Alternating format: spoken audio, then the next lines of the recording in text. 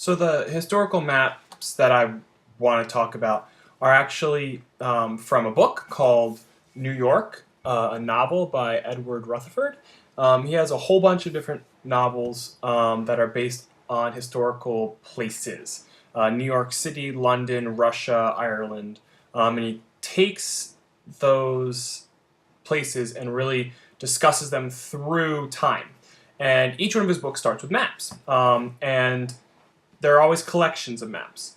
And they aren't historical in the way that the fourth part of the world map is historical in that it's very old, but it is historical in how it shows change over time of a region. And so that kind of connected me. I lived in New York for 2 years. I read this book while in New York, and every time I was reading, and as I was reading, I constantly looked back at the map. So what was kind of cool is these two maps that you can see. We have Old New York, and then we have early Manhattan Island. And the early Manhattan Island actually portrays the different pathways of transportation in terms of like walking trails and deer trails and Indian settlements or Native American settlements during the time. And then Old New York talks about shows where New York was and when it was first colonized, and how it really only went up to Wall Street, which was really small. If you've ever been to New York, that's not a lot of space for the modern city that we know of today.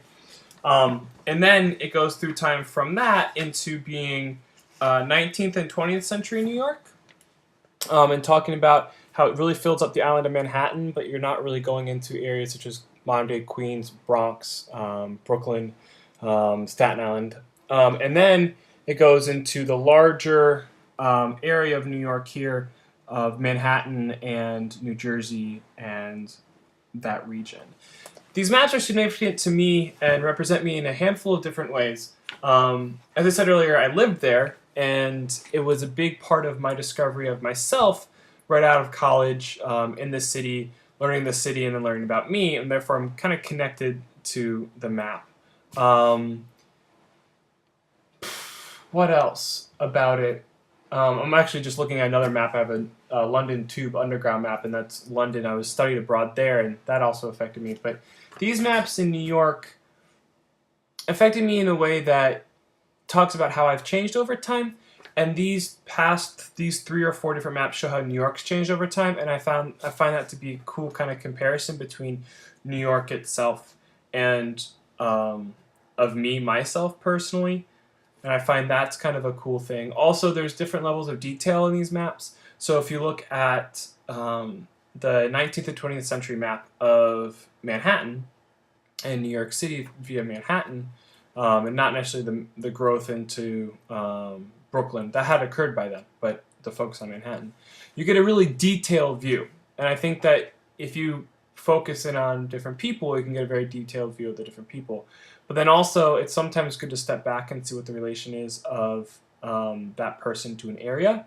And the more modern map of the whole New York region shows, that relation, and also shows the change over time that the New York region has had, the connection to Connecticut, the massive urban sprawl of human population around New York City, things of that nature, which are shown through this historical perspective of analyzing the same area through these different maps. They're a nice visual representation of that.